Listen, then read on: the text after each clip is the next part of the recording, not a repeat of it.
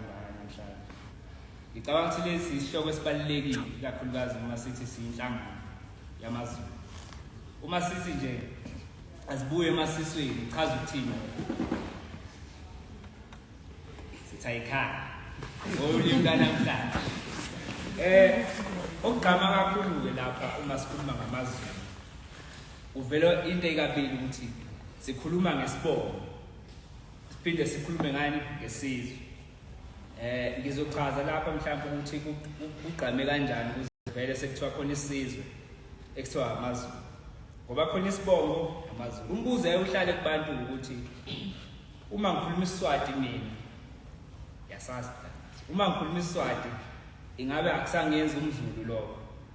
Noma ake ngithi ngumNdiya noma ngwaseNdiya noma ngiyingisi mhlawumbe ukuyimhlaba. Ingabe lokho akusho ukuthi ngumZulu uma ngisesifundazweni sakwaZulu. Ingabe ngoba nje sekungumNdiya angiseyena umZulu. Izona zinto sibhekane nazo ikakhulukazi uma sizoletha abantu enhlanganweni. Mhlawumbe umuntu athi haya ngiyena umZulu isiZulu ngesikhuluma. So angisiboni isidingo sokuthi mhlawumbe ngize ngingene inhlangano. Lezo zinto esizobe siqhame kakhulu nazo. Uma sikhuluma lapha ngamaZulu esiqondayo ukuthi lesi sizwe kuthiwa samaZulu. Ngeminyaka yango-1600 angangingekho kodwa ngezwe. Ngeminyaka yawo-1600 sasingekho isibongo kuthiwa amaZulu. Ngoba izibongo zazingekho ngaleso sikhathi. Kwakugqame nje ukuthi abantu babesafuduka. Kodwa esikuthola kakhulu ukuthi sisuka eKabazo nezwe lapha ku-East Africa. Yiqiniso efanele sikumele lelo. Ezweni ekuthiwa iseSudan namhlanje, modern day Sudan, South Sudan. Kuba khona indlu eyayenziwa kuthiwa iseJuba. Uma uyazi capital city yase-South Sudan kuthiwa iJuba. Ngazi uma sebeshintshile. Kodwa le nkathi ngibheka ngagcina kuyi-South Sudan. Lokho kufakazelwa ukuthi uma uke wayihambela igodlo kusenduku kuba khona indlu ekuthiwa iseJuba. Ngoba kukhunjula lwamlando ukuthi sasuke eJuba. Sasifundile futhi. Ngazi kwenzakalani la into. Kodwa sesiyabuya manje wasigcwele kanjena. Sizowulanda umlando wethu. Njengoba bese ngichazile ukuthi izibongo zazingekho ngo-1600 ngoba abantu babesesuka beyale baziwa ngezigodi kodwa esikona ukugqama kakhulu la esibongweni sakwaZulu uZulu engakazali ngoba uZulu umuntu kahle kahle. Ngizokuchaza ukuthi kufike kanjani ukuze kufike kwisibongo. Siqanyisa uNtulu NTU ukuze kuthiwa kunabantu nje noma abakantu. Ingakho kuthiwa kukhona abantu kuthiwa haya umuntu lo alendini usukungacwasi la ngoba usukuthi abakantu uma ubheka ulibo lwabo labo bantu usungumtholi. Siyathola ukuthi uNkulunkulu bese zala uGumede wesibongo sakwaGumede. Okusho ukuthi abaGumede basiphethe kancane. UGumede nje usehlahleni. Uphukethi. Na mhlawumbe ukhona uGumede. Okugqama kakhulu kodwa esayenze ngayo umalandela. Bakuthiwa Zulu kamalandela ukulandela inkomo zamadoda. Uselibeni lenkosi uNtulu. Kwathi uma ifika ke endaweni namhlanje kuthiwa ikwaNobaba. Ngazi noma niyayazi. Sekuthiwa isevenene ke manje. Ya na ukuze kuthiwa ivenene nje sayikhaya. Into egqama kakhulu ngomalandela ukuthi wayakhe umuzi wakuthiwa ikwaNobaba. Okwagcina seqhambeka ngayo indawo ekuthiwa ikwaNobaba. Kwesinye isikhathi kwakuthiwa ikwaNkomonye. Zaziningi zona kodwa futhi babechoma nje mase kwaNkomonye. Uzwe ukuthi kaNkomonye mochafika hey zibulala inyoni. Uma sisuka lapho siba nomnguni. Ngoba sithi singamanguni nje. Ngicabanga ukuthi iyona indle esihlanganisa sisonke. Mhlawumbe uma ukhuluma iSwati ukhuluma isiNdebele ukhuluma isiZulu. Siyayisibiza ukuthi singamanguni. Engakazalwa uZulu kwakhona amanguni. Ngokomlando, umlando uvezelana. Kodwa nje ngisheshe lapha ngigijime nje ngizowa lapha kwinkosi uMalandela. Eyayaziwa ngokuthi imambe namanxeba emkhonto weyinhlelo umalandela ukulandela inkomo zamadoda. Inkosi umalandela ke izale amadodana amabili kube uqwabe. Uqwabe sizwa ngayo mhla khona abantu baqhabo yeyela ngithi. Sikiye kwamamimi lawa kadelela khona. Uqwabe yena ke wayemdala uZulu. La sekugqama khona uZulu. uZulu uzalwa ngamalandela. Makuthiwa Zulu ngamalandela kusuke kushiwo uyise lapho. Ezala kanye noqwabe. Uqwabe yena wayemdala. Usiko la ngaleso sikhathi lalithi uma umdala wena ufanele uthathe ubukhosi. Kodwa kuyakuthiwa inkosana encane kanini.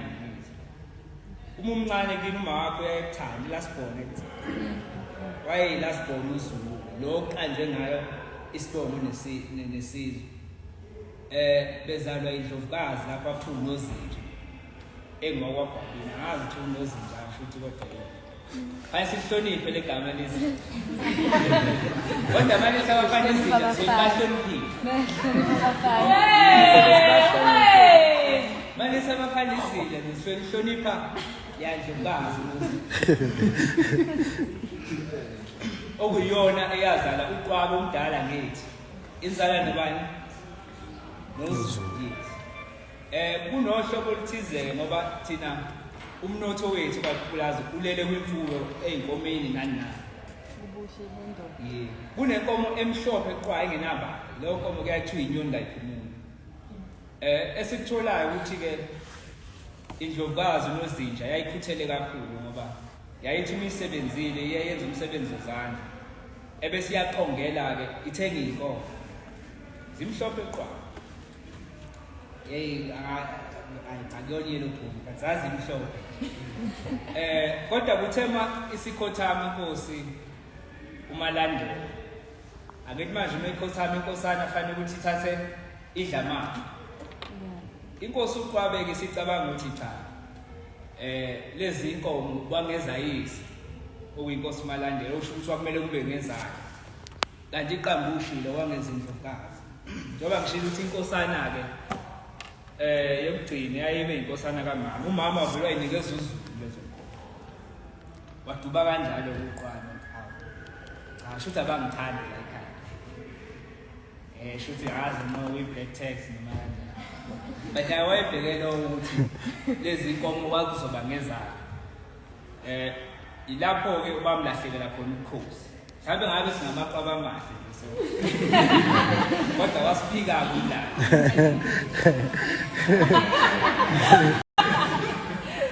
Wasiphika ke umlando isihlalo sobukhosi sake sasesithathwa uyena uZulu.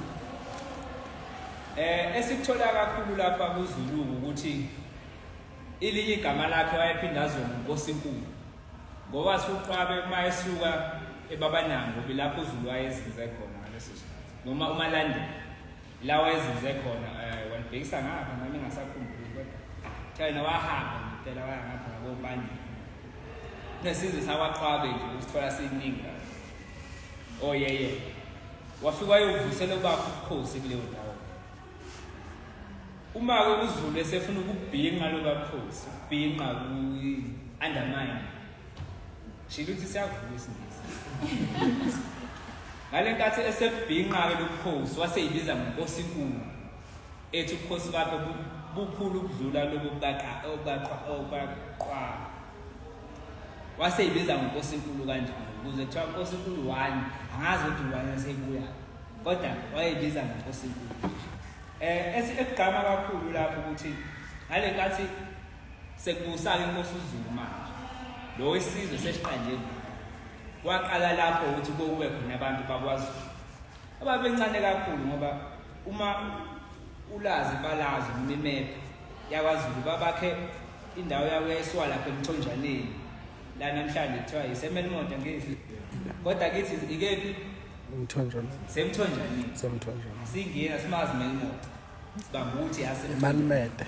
Umhlaba waZulu ngaleso sikhathi wawusuka eMthonjaneni uzoviva iBabanana. Ngaseningizimu nasentshonalanga. Ulanga sempumalanga uvimba imfolozi emhlophe. Imfolozi ihluke kabili khona imnyama nemhlophe. Ngazi ukuthi kufika nje. Niyafana Basihlabathi namatshe, yes. Ihlabathi namatshe. Wawusuke bamanango uyovunjwa umthonjaneni. Bese uthi eMpumalanga East lapho uvinjwe imfolozi emhlophe.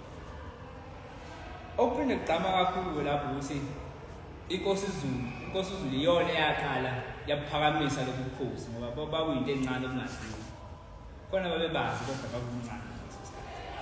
Iyona ke esizalele uphunga nomageba. Matha uphunga nomageba. Babezalwa inkosi uZulu. Okuvela kakhulu ukuthi kwaZulu uma kuzofika inkosetho noma uma kuzohlala inkosetho ake sithi sikhotheme endaba wakungakhetha ukuthi le ingane yokuqala kepha wakukhetha unini ingakho kuyayigqama kakhulu ukuthi lo wayezalwa indlovukazi njengoba ngishilo ukuthi uZulu wayezalwa indlovukazi uNozinto lo sesihlonipha ngaye abafana namhlanje uphunga nomageba inkosi uphunga nomageba babengamawele. So lo wakusho umbuzo ukuthi ubani uzophatha phakathi kwabo. Ngoba ngizingeke bekwazi ukuphatha lo. Kepha ke angazi kwathi uphunga yena omdala ngoba bathi walibona kuqala ilanga. Wasengena kanjalo esihlalweni sobukhosi. Kodwa okugqama kakhulu ukuthi yena akazange abe nayo inkosana. Wazi wakhothama. La sengena khona uMageba. Kodwa ngokosiko sithi lokho ulimo likaphunga nomageba ngoba bangamawele. Ngoba indlovukazi ibalekile ngizokuchaza ngithi uphunga nomageba babedlala indlovukazi uNozidiya. Qinile leligama noma ngilazi inkosi uMageba ke yona eyafika nobuhlakani kakhulu. Ngoba iyona eyaba nephupho lokuthi ngelinye ilanga lobukhosi obukhulu kangaka buyoba khulu ngendlela lobukhosi obuncane ngalesi sikhathi buyoba khulu ngendlela emangazayo ukuthi zonke izizwe ziyokhothama ngaphansi kwakhe. Njengoba sikubona mhlawumbe ukuthi iphupho likandaba lifezekile. Okugqamayo lapho ukuthi inkosi uMageba uphume izibongo ezithize ngaphansi kwakhe. uMageba ebazala kwindodana yakhe uMpangazini Jabulani phela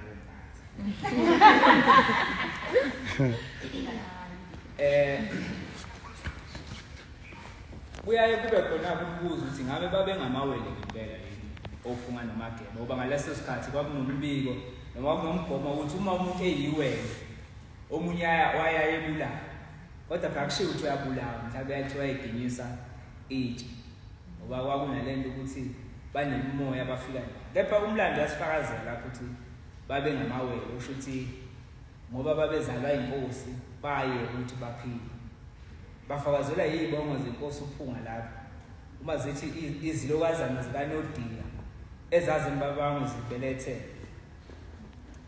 cha sihlabele phambili lapha sisehla njalo ngolilo ngithi inkosi uMageba izala inkosi uNdaba. Inkosi uNdaba ke iyona inkosi eyayihlakaniphe kakhulu kunawonke akhona ngazi noma khona sazozalwa yini. Kodwa uma sibuka amakhosi sibona ukuthi wonke ayehlakaniphe njengenkosi uNdaba. Uma uzazi izibongo zamakhosi alisali igama lenkosi uNdaba. Ngoba inkosi uNdaba iyona eyayihlakaniphe ngendlela eyisimanga. Ngoba singamaZulu nathi lapho sibethe inkosi uNdaba. Ngoba silala ngithi ngihlanile nathi. Inkosi uNdaba. Okugqama kakhulu ukuthi emva kwenkosi uNdaba into ekuthiwa amabutho yayingekho. Into ekuthiwa nje impi yayingekho. Kepha iyona inkosi yokuqala kwaZulu eyaqala yabutha. Kwathiwa kuzobutha amabutho. Okuchaza ukuthi yayisinayo impi ehlelekile. Ibutho layo lokuqala kwaba amankankane nogwazi. Kwaba amabutho ayokuqala amabili. La isizwe sakwaZulu libe siyakhuphuka kancane kancane. La sesasiqala khona uqala. Mhlazana ukubutha lawo amabutho amabili amankankane nogwazi. Inkosi uNdaba ke izale inkosi uJama. Inkosi uJama ke soyikhumbula ukuthi kwakuyishini. Bathi ayindangana. Sama karaja.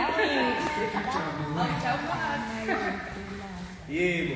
Thiwa inkosi uJama bakithi lapha kwakuyinkosi ayinolaka anginalo yayinolaka futhi kodwa yayithandi ngangokuthi ayizange yaba nayo inkosana sasencane sasesigabeni sokuthi yabo isingazalisi kwaze wahamba isikhathi ukuthi yazi yaguga inkosi isizwe samangala ukuthi hawo na inkosi iguga kodwa indlalifa yikho kwase kusithusa isizwe lowo ngoba phela ungabi khona kwenkosana wase kusho ukuthi mhlawumbe ubukhosi bungaphela noma iziphi ngaqala kulelo isikhundla ngoba uliko seliyaphela ngekho ongasho ukuthi yena unalo ilungelo lesikhundla inkosana inkosi uJama iyona yaphinde yazala amawele amabili ngithi eyazala umama nomkabayi wodwa uma kuthiwa nje umkabayi kaJama uzalwa inkosi uJama umkabayi noma ngeke ngithi umntwana inkosi umkabayi wayinebe iwele lakhe wakuthiwa umama wawuyishina la impela nokubabona omkabayi yebo Angibize ngegama ngasabi. Esitholayo ukuthi lapha umntwana inkosi umkabayi wayethanda kakhulu ubukhosi bakwaZulu eyithanda kakhulu indlu yakwabo kangangokuthi azange eqonda noma akazange egane waqonda baqonda noma ngeni bagane waqonda kodwa kwathi lapha sokuwusuku lokuthi ayogcagcela noma ayogcagcela awulise la ukushaya ayogcagca kuthiwa walibuka izwe lonke lakwaZulu walibuka lonke wabuka intaba wabuka nesibhakabhaka kuthiwa waligqabula ukuthi wathi cha impilo yakhe yena ilele ekutheni yakhuphule lokukhosi okugcama kakhulu-ke ngomkabayi newele lakhe umama ukuthi naye kwafika umthetho ofanayo wakuthi uma nizalene ngamawele elilodwa fanele liginyise itshe zivele ikhaya kepha inkosi uJama kuthiwa yabathandayo ngoba bebahle kade baqala ukuba bahle abantu bakwaZulu kuthiwa yayinhle-ke ayemahle amakhosazana enkosi uNdaba kangakuthi yaweqa lowo mthetho ukuthi abaginyise itshe ngoba lowo mthetho wawulele ekutheni isizwe siyohaqa emoya emibi ngiyaye ngihlale ngibuke ukuthi kodwa kukhona okusaqiniswana Hayibo. ngizokuchaza ekuhambeni kwesikhathi ngoba kuthe uma esezelwe amawele enkosi uJama umama nomkabayi siyathola lapho ukuthi mhlazane undunankulu wangaleso sikhathi umudli kaNkwelo oyephuma endlini endlini yenkosi uNdaba uma esho ukuthi usiko luthi kanje inkosi uNdaba yaphikiza ayiphikaniza kodwa yaphika uthi cha abaphile abantwana bami kodwa esikutholayo ukuthi aliphelanga iviki yasiyakhothama indlovukazi ebazalayo asazi noma ucilo wayeshaya indukwini noma kwenzakalayo iloko esigisi bathi coincidence ucilo uma uyishaya indukwini lokho-ke aphila-ke kodwa ngoba siyathola ukuthi lapha uyena umntwana wenkosi umkabayi wakufanele ukuthi aginyise itshe zivele ikhaya ngaleso sikhathi kodwa inkosi uNdaba icaca angeke sivume lokho kodwa esikutholayo ngale komlando ukuthi inkosi uNdaba yayinayo inkosana kodwa babengathembi ukuthi yeyabo kunendlu ekuthiwa ekasojisa kaJama kayimbe mtshatho wangephi mtshatho khona kunendlu yenkosi lapha usojisa kaJama kwaMandlakazi eyayiphethwe yishinga kuthiwa uyibhebhu kaMaphitha kasojisa kaJama kodwa umlando usivezela ukuthi indlovukazi ezala usojisa ayizalanga inkosana ngoba yafika isimument isuka ebuthonga sile uThonga kodwa sithi seThonga ingakho inkosi nomuntu anenkosi usojiyisa engazange ukuthatha ubukhosi ngoba bathi cha inkosi uJama ilapho wese isizwe sesithuka khona uThawu la inkosi uJama isiyaguga phela manje ayinayo inkosana sekusuka ke manje umqabayi nomama okuyiwelelayo bahamba bawushelela ubaba wabo inkosi uJama bawumshelela umngani wakhe manje ubaba bebe bayisibani siyathola ukuthi inkosi abantu abenkosi umqabayi nomama base beya kumngani wabo umthaniya kaManyalela wakwaSibiya isibongo wayezalwa uManyalela bathi mthaniya naye inkingi baba uyaguga ekhaya nathi masikhala sithi umama uyaguga ekhaya ngozivela afika athi ubaba uyaguga ekhaya hayibo afika athi ubaba uyaguga ekhaya inkosana kanje hayi umthaniya ke avuma athi cha inkosi uzoyigana inkosi uJama uma seyiganile inkosi uJama lo sizwe sijabule phela uThawu sengathi uyaphila yena mayebonakala kanti uphila ngempela ubeke wasiyamumatha umumatha igama ehloniphisa ukuthi uyithwele phela sayisithi umumethe wasiyamumatha ke inkosana yasizalwa ngaleso sikhathi yasiqanjwa igama ukuthi usenza ngakhona uhlonishwa ukuthi cha abantwana bami nibonile ukuthi kuyabheka izwe noma isizwe sesiyakhala ukuthi inkosana yikho ngalesi senzo senu ngiyabonga ukuthi nenze kahle nenze ngakhona yasiqambeka inkosana kwathi ubani usenza ngakhona kwathiwa nenze ngakhona ibe seyiphothama ke vele inkosi uJama kwase kulandela ke inkosana yayiyodwa akabangiswanga wayeyedwa inkosi usenza ngakhona athi wayeyinhle lensizwa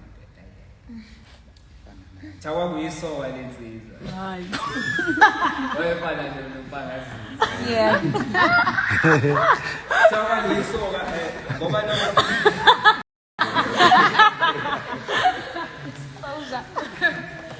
ngoba kwazi ukuthiwa kwaqala ukuthi inkosi ibe yinhle wabona nje namadoda amasha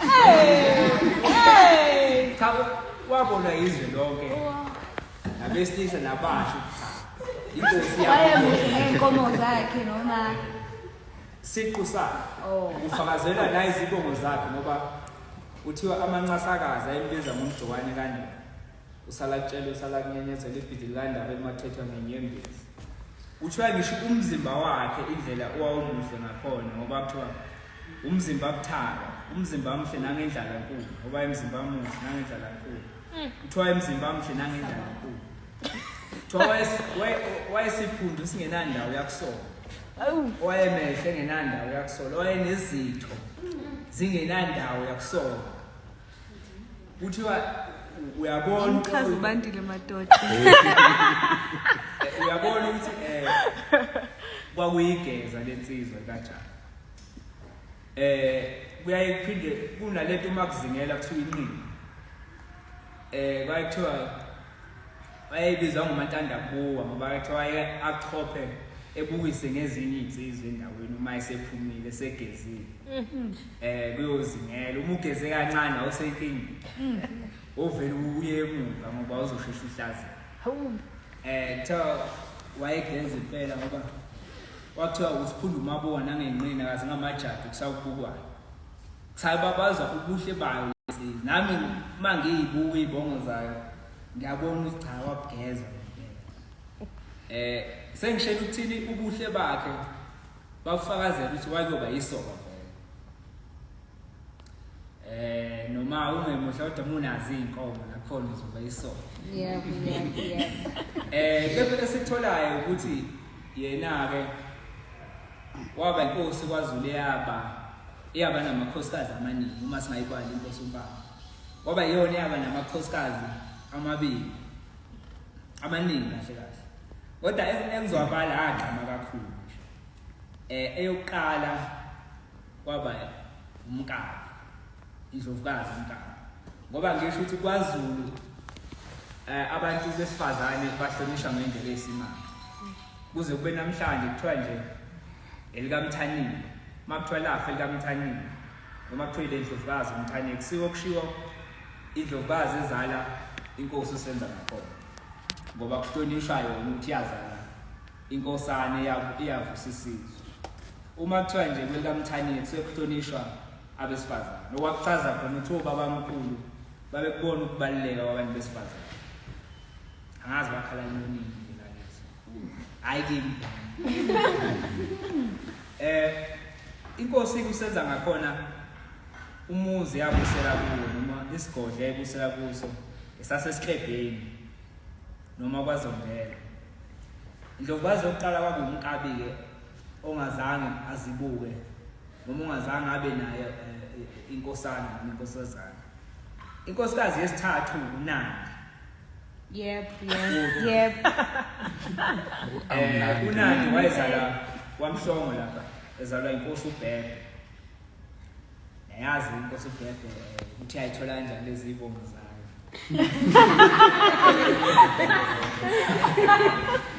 Awu, wena usichaze. Awuchaze. Hayi. Sasinto ngaleni lapha sithi umlando waMhlongo kodwa ayigcina namhlanje. WakaZulu. Ngoba simbhala ama-PG. Njengoba bengikuchaza ukuthi inkosi usenza ngakhona kwayinkosi yayibukeka ngendlela esimanga. Kangangokuthi bathi belusile lapha nezinsizwa zasendaweni. Kukhona insizwa esuka elangeni lawa kwakhe khona abantu bakwaMhlongo. Kunalento abathi bilateral talks. Ayikhona lesi sikhathi makuthiwa nje siye Russia thina siyobabingelela nje sibonga ukukhwebelana kahle nabo. Yayikhona nalento ukusebenzisana phakathi kokukhosi ukuthi uma bebona ukuthi benze kahle behambe mhlawumbe bobanika okuthize ukuze beqinise ubuhlobo. Uthola lensizwa ke yaselangeni yadlula isilambe kakhulu nje ishayela inyawo endaweni. Yababona abafana abafana bayibona lo muntu ngathi useshayelile. Bambiza athi baba awubambi. Yadla lensizwa yadla cha yafika mayisibuyele ekhaya yafika yaxoxa ukuthi cha ngiyadinga khona balezi. Kodwa bengiqala ukubona insizwe nje hayi. Thowa wakhala ngalensizwa ngithi cha yayikhona insizwa ayithola. Esikuthola ukuthi lo nsizwa kwayumntwana enkosi ngoba isaseyinkosana leso sikhathi. Umntwana enkosi usenza ngakhona. Uthiwa kusukela kulelo langa inkosazana uNandi yalangazelela bakithi ukuyibona lensizwe futhi.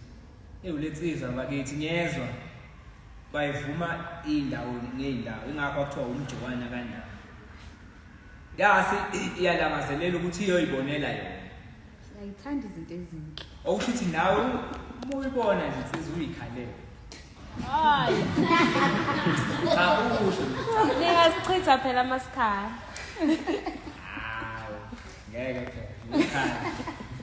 Siyakuthola ukuthi inkosazana uNandi yayiyela yona ufuna ukuyombuka lo muntu ukuthi lo muntu obabazwa yize kangaka ubani.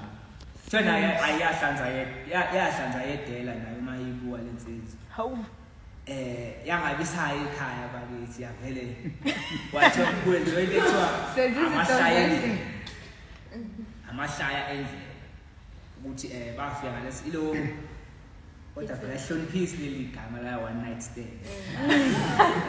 Kodwa ngesizulu kwathiwa amahlaya endlela. Yebo amahlaya endlela One night stand. One night stand wangamahlaya endlela. Ngoba kodwa kuthe mayisibuyela elangeni la yayizalwa khona inkosazana wase kuyatholakala ukuthi awu sengathi imumethe manje. Izakazi zazivele zibuyela nje. Walking pregnancy test. Kuyatholakala ukuthi hawu sebefuna ukwazi ukuthi manje hawu umntwana enkosi sezikhalile kanjani. ngosuku ehambile Awubheke. wamangala ubhebho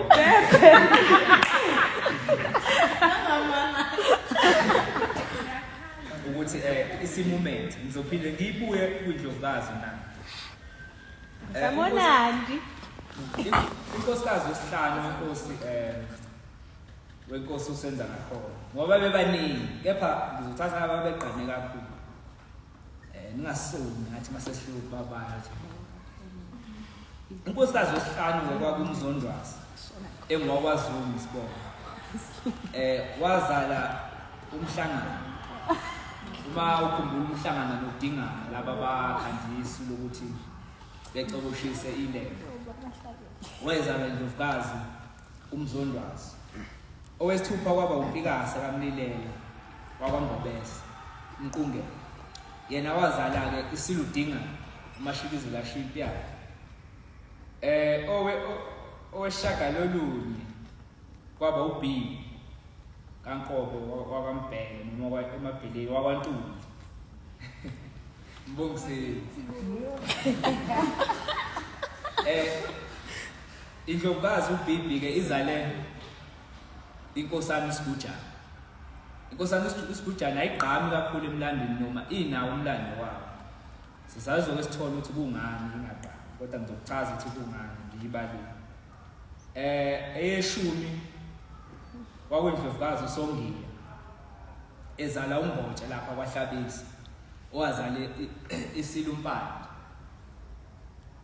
isilumpande isona lesi esizala lokukhosi okukhona njengamanje kwaZulu noma bonke labantwana abagcwele izwe lonke bazalwa inkosi uMpande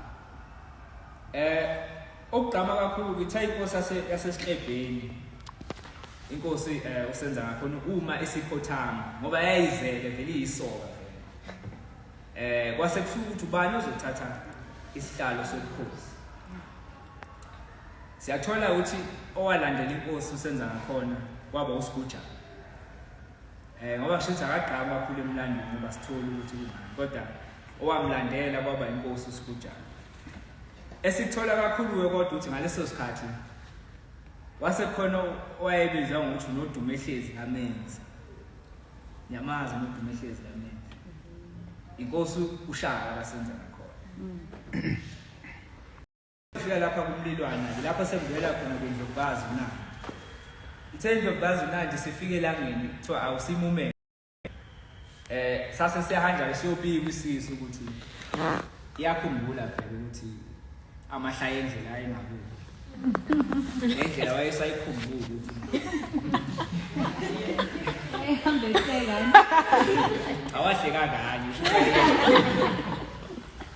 ukugqama kakhulu ukuthi wafika ke sabikwa isisu sibikwa esihlebheni la inkosi usenza khona yayibusela khona undunankulu wangaleso sikhathi kwakuwumundo kaNkwelo ilaba watshangasa abaphuma kuye abawabiye endlini yenkosi uNdaba undunankulu wangaleso sikhathi ke umuzi kaNkwelo wathi cha iNdlovukazi ayimithi uphethwe isishaka isishaka isifo esikhukhumala isisizo kube ngathi ithwele ukhukhumale isisu siyaye kwaZulu kwathiwa isishaka leso ngoba igama ke kwaZulu liyayidala wagcina ingane ezalwa ngaleso sikhathi ayisibizwa ngokuthi uShaka ungathuki mase khona COVID-19 kusuka manje no lockdown ngoba igama la liqambeke ngesenzo noma ukuhlonishwa into ekhona ngaleso sikhathi njengoba ngisho ukuthi inkosi uShaka yabizwa ngokuthi inguShaka nje ngobunina babe ecabanga ukuthi uphethwe isishaka siyathola ukuthi yabe siyahamba ukuthi nasi isishaka senu sezizaliwe kwaqambeka sishaka Amaphutha endlela. kodwa okugqama kakhulu ukuthi inkosi uShaka yale yakhulela khona esitebheni ikhuliswa iNdlovukazi uMthaniya wayeugogo wayo eyithanda noma abantu babengayifuni ngoba babebona ukuthi ayizalekanga ngoba yayizalwe ngamahlaya endlela kangokuthi indlovukazi umthaniya owugogo wesilushayo wathi cha usafuna ukuyidlalisa ingane abantu uma bedlula endlini ngasendlini yayo indlovukazi umthaniya bayecathi inempala impala kwaZulu yayisho umuntu othakathaka tunempala noma impala yathakatha kodwa babethi mabedlula ngasendlini yayo bezokhala ingane uthi yapi lengane ekhalayo indlovukazi ngabe ifuya impala yini sengishela ukuthi wayethanda khona ekhaya kubo kwaZulu noma kwakufihla lokho kutheke ngoba bese ngibalulile ukuthi ngayizange inkosi uShaka ikuthole ukwamukeleka kubo kwaZulu ngezathu ezithize kanjalo nakwamhlongo ngoba nakwamhlongo ayizange ikhule kahle ngenxa yokuthi yayizalwa ngamahlaya endlela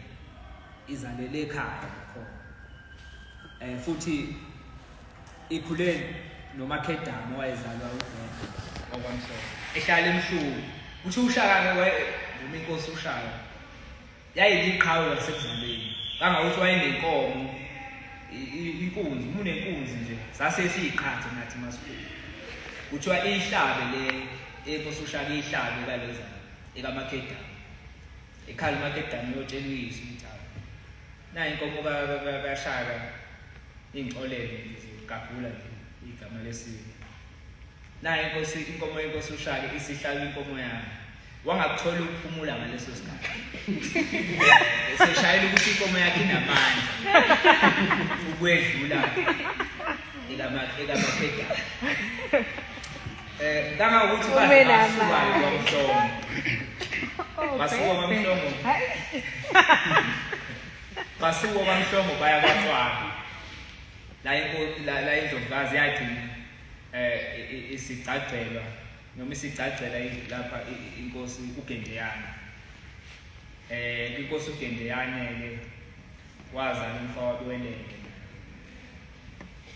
ogqama ukuthi ke kwinkosi uNandi noma ngithi kwinkosi usenza ngakhona kwindlovukazi uNandi yazala inkosi uShaka nodadewabo uNomcholo babe babili usho ukuthi cha wangawona amahlaya endlela wayinto ehleli bazala baba babili kodwa ugqama kakhulu ukuthi nakhona kwaXhwaba ayizange ithole ukuphumula inkosi uShaka ngoba ubuqhawe bavele bukhona inolaka futhi ingakho akuthiwa umlilwane ngoba ulaka lakhe lalikhona ngisho ebuncane ubeke sephulela kwaXhwaba waphinde wangathokoza kwaXhwaba futhi ila esefuduka ke yohlala kwaMthetho kwinkosi uDingiswayo kwinkosi uDingiswayo lapho ke aqala khona ukuduma ingakho wathula udumo ehlezi kamenzi ukuqala kwakhe ukubonakala esizweni cha likhona leli qhawe waqala lapho ukuvela ekaMthetho uma ekaMthetho wasebuthwa kubutho wakuthiwa umbelebele alingafakwa umbelebele uma ke engaphansi kwebutho umbelebele kwakunensizwa lapha eyayaziwa ngokuthi yilembe kahlahla ilembe kushiwe yizembe kodwa lensizwa yayisihlanya kakhulu ihlanyiswa izinto lezi zempi yagcina isihlala ehlathini futhi ayibaleke empini igcina ingasayi ekhaya kokhipha intelezi yeni yagcina isihlala lensizwa ehlathini lahlala ehlathini yabe isibulala abantu manje sibatshontshela inkomo kanjani uma bethumela amabutho uthi ayobulala lensizwa leya ifike wagenqa konke ngelembe leli zembe leli babengakwazi ukuthi uzethi babethi yabo indlela babekhuluma ngayo babengashize babethi yiye basakhona le kompangeni abakhuluma kanjalo bayayeyetha indlela yokukhuluma leyo uma ke lensizwa le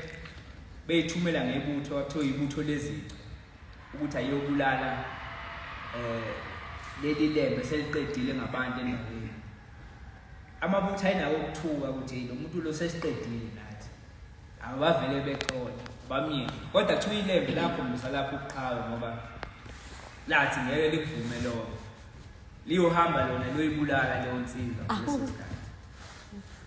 Abantu abakholwanga ngoba wayeseqeda abantu abaningi.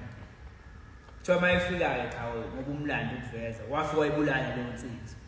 Ingakho kuthiwa ilembe leqamanye amalembe ngokukhalipha. Unodumo ehlezi kameni ushakashaye kanjengamanzi. Waqama lapho kuthiwa yilembe leqamanye amalembe ngokukhalipha. Lokhu kuqhawe bakhe kugqame ekamthetho.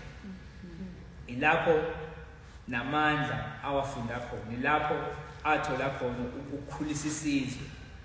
Ilapho ayefunda kuNkosi udingiswayo ukuthi izizwe ezinokhoso bahlukahlukene uhlanganisa kanjani ukuphuma isizwe esikhulu. Ukuze kuthiwa ngamaZulu namhlanje uma sikhuluma ngomlando wakwaZulu asikwazi ukubashiya abantu bakamthetho ngoba babambe iqhaza elinqaba lapho. Uma ke isibulalile ilembe sebeyayisaba phela izwe lonke manje. Sekuvela ke ukuthi engathi siyadumuzela inkosi usenza ngakhona. Ukudumuzela uma inkosi ethu iyabhula kushiwo ukuthi iyabhula ethu iyadumuzela. Uma isidumuzela ke inkosi usenza ngakhona sekuyabonakala ukuthi singathi size izokhala. Inkosi udingiswayo yakamthetho ethi hayi ke sengathi izokhala lapha ekhayini awubuye liyodla lomkhosi. Ngoba bulahliwe. Njenge-degree evele. Esigqama kakhulu ukuthi kodwa kwaZulu wasibekiwe inkosi. Lo nkosi wakuthiwa uSigujana. Kodwa mabefika ke kwaZulu ngokwesibongo ngaleso sikhathi. Bafike inkosi ihamba nalo futhi ibutho lezinto. Beholwa uNgomane kaMqombulo kunesizwe ekuthiwa oNgomane. Kambe ubani uNgomane? Umdletshe ya. Yebo. Okusho ukuthi inkosi uShaka yabekwa isizwe sakwamthetho. Ngoba ngaleso sikhathi inkosi yayingabekwa ngamkhaba manje. Babengabheka ukuthi unomkhaba onganani bese wawuyibeka wena ufuna ngaleso sikhathi. Ukhosi ngakho kuthiwa inkosi kayibekwa ngamkhaba. Siyaqonda ukuthi inkosi uShaka yangena kanjalo kwesihlalweni sobukhosi. Yabekwa abakwamthetho. Ihamba noNgomane kaMqombulo wakwaMdletshe isibongo. Behamba nebutho lezinto. Kuthiwa babefika ke bathi nyayinayo inkosi yenu siyayibeka ke inkosi yenu lena namhlanje. Ongayivumi one side. Ukuthiwa owayengayivumi wayedliwa ijuzi ngaleso sikhathi. Owaba umkhonto ichoice yayingekho. Babe khona bakuphila lokho. Inkosi ke uSigujana leyayilandela inkosi usenza ngakhona. Sithola ukuthi ke yadlula ngesandla senkosi noma somnowabo welembe. Owayezalwa kwaQwala kwindlovukazi uNandi. Uyena wafika uMinzisi eTrageza lapho ufake umfuleni. Kunalomdlalo wakuthi webuthi nshakazulu uma uthi yobho. Uyageja umlando lapha ngoba uveza ngathi inkosi uSigujana yayibulala inkosi uShaka. Kanti amampungu lawo. Inkosi ke uShaka ithe uma isingena esihlalweni sobukhosi.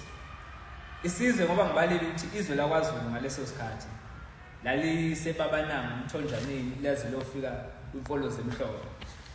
Lalincane kakhulu ngoba amakhosi ayeqhamile ngaleso sikhathi. Kwakuyinkosi yakamthetho udingiswayo ngala kaJobe hayi lo. Kube inkosi yakwaMthulu Macingwana naseNgonyameni. Kube inkosi yakwaButhelezi uPhungashe kaNgwane kwaButhelezi. Kube inkosi yakwaNdwandwe babethu uZwide kalala. Cabanga ukuthi lezo ngaleso sikhathi babumncane ngaleyo ndlela ukuthi babukhonza ngaphansi kwenkosi yakwaButhelezi. Ila esayisithi uma sihleli nasibona ukuthi umvilinqangi uma elethile ngithi wayesilethele singasho singangabazi ukuthi uJesu wethu. Ngoba kwakuqala ukuthi konke lamakhosi angaka kulamakhosi ayinamabutho adlulele ahluleke ukuthi ahlanganiswe lesi sizwe esikhulu kangaka namhlanje sizohlanganiswa isizwe esincanyana nje singaka sihlanganiswa inkosi ushaka isihlanganisa nje ngibalile ukuthi akhona lamakhosi omkhulu futhi ngabe sinamandla namhlanje ngesilungu. yebo so okugqama kakhulu ukuthi ke lobu bukhosi engibalile okuhlanu ukuthi bakwaNdwandwe kube obakwaButhelezi kube obakwaMchunu kube obabantanga bakwaMthetho yes kube obamthetho babukhulu ngendlela esimanga ubukhosi bakaMthetho babukhulu ngendlela esimanga ngoba nabakwaZulu babekhonzela ngaphansi kwabo ilapho sasithola khona ukuthi inkosi yakaMthetho yayaziwa ngokuthi uDingiswayo kuthiwa uDingiswayo ngendlela ukuthi babethefula abantu bakwaMthetho babethi uma impi kaMthetho izophuma kuthiwa sizenze njani izitha zenkosi bethi bayethe sibakwazi laqambeka kanjalo ke lesikhuleke sithi bayethe saqala kwaMthetho babethi bayethe amaswati asho njalo namhlanje athi bayethe kodwa ngenxa ukuthi babengakazi ukuthi balethe ngenxa yokukhuluma kwabo babeyethe bathi bayethe sibakwazi inkosi uDingiswayo ngaleso sikhathi ayisiyaziwa ngokuthi ubayethe njengoba ngibalile ukuthi ayikhona amakhosi ayigqamile emakhulu ngaleso sikhathi ngisho nayo inkosi uDingiswayo yayinesifiso sokuthi ihlanganise zonke lezi zizwe ifane ngaphansi kwayo kepha siyathola ukuthi yakhothama lapha ibulawa inkosi yakwaNdwandwe wayevele ishuphulikhana yamshuphulikhana uma kule ndawo kuthiwa ikwaNongoma namhlanje indawo yakwaNongoma yayiphethwe inkosi uZwide uma ubuka nje inamba plate yakwaNongoma NND angithi uNatal Ndwandwe njengoba uNongoma ungaka kwakuyindawo yabantu bakwaZwide bakwaNdwandwe kodwa sikutholayo ukuthi indlovukazi ezala inkosi uZwide kuthiwa umkhunkulo ovele umkhunkulo umthakahle ingakho umufika kwaNongoma uzokushaka ikhaya ukufakaze ukuthi yayikhona le ndlovukazi ukhasa uNtombazi ayazi ukuthi uNtombazi uNtombazi sithola ukuthi ke uma inkosi uZwide isinqoba inkosi yayishuphula ikhanda iyolifaka endlini kanini uNtombazi bese yalithinta ithaka ukuze amanye amakhosi ewenza abentebente kuma sekusempini amakhanda esiwatholayo ukuthi lapha anqinwa ayemaningi kakhulu ngoba inkosi yakwaMthetho uDingiswayo ngayathi iphelele lapha ikhanda layo lisendlini yakhe kube inkosi yakwaPhumani uMashobane sengisho ukuthi nje uMashobane makhona umuntu abadlwana omaziyo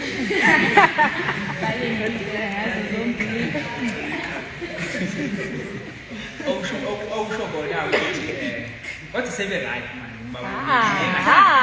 musikubakhulumela ngiyabazi ingapho okuthiwa ukhasa likaNtombazi oZwide kuthiwa ukhasa likaNtombazi kwaye umkhunkulo ngendlela eqalile kodwa ke ogqama ukuthi ilembe lamthinta lento ukuthi ngoba inkosi uDingiswayo yena wayemthatha njengoyise ngoba wakhulela futhi khona kaMthetho wasiyabuyela kwaMthetho phela esiyokhala ukuthi hawo ubaba kasekho kulawo uZwide wayefika kwaMthetho zonke izizwe noma izindlu zakaMthetho ezafika zamkhulekela khona ngobayena uze lesi sibongo sakwaZulu namhlanje isilo sikhothanyelwe ngobayena uqale kwinkosi uShaka uma ifika kwaMthetho ngoba isikhathi sakaMthetho sasisokhonza kwaZulu ke manje phela kwaZulu yayingasekho inkosi yayisidukana nenkosi uShaka wasebizwa kanjalo ukuthi ubayede ngoba mayifika kwaMthetho zonke usho ukuthi zonke izizwe zaseyikhonze kwaMthetho zaseyingaphansi kukaZulu manje zonke saze sithi bayede okugqamayo ukuthi ukusuka lapho ilembeke ngoba likhulanga kahle elikhulu la bese lifuna ukuyiphindisela kubo bonke laba ababekade bengamphathanga kahle ekhulu okusho ukuthi kubalekile ukukhulisa ingane kahle ngoba awazi ukuthi uma ikhula incane ayibhekene nayo uma ikhula ke siyathola ukuthi yaqala ukuhlasela ekhaya kubo ihlasela umalumwane uMakhedana lo akade ihlupha esakhula ziyakufakazela nezibongo zayo izinkomo ekhala emthonjeni izizo zonke zilile ukulila izodumba seyengweni lezo uMakhedana wabasekhabonini okusho ukuthi ke inkosi uShaka yayisisemkhankasweni wokukhanda isizwe esaziwa namhlanje kuthiwa yini uZulu kepha kubusa inkosi uShaka waqhama ngokuthi yona isuwumnguni inkosi uShaka wasethiwa umnguni abantu bese ke isizwe lesayilibisaka kancane kancane kuthiwa Amazulu ilapho kwaqhambeka khona ukuthi ube ngowakwaNdwandwe kodwa umZulu uma ungowakwaZulu nesibongo by default umZulu angithi kodwa uma ungena owakwaZulu nesibongo wawuba ngowakwaZulu ngokukhonza ukukhonza ngesingisi kambeni claim allegiance makuthiwa uzokhonza igama elidala kwaZulu lelo ngale kwezenkomo lidala kakhulu ukukhonza kwaZulu wakuchaza ukuthi claiming allegiance uzokhosela ngaphansi kwalolu bukhosi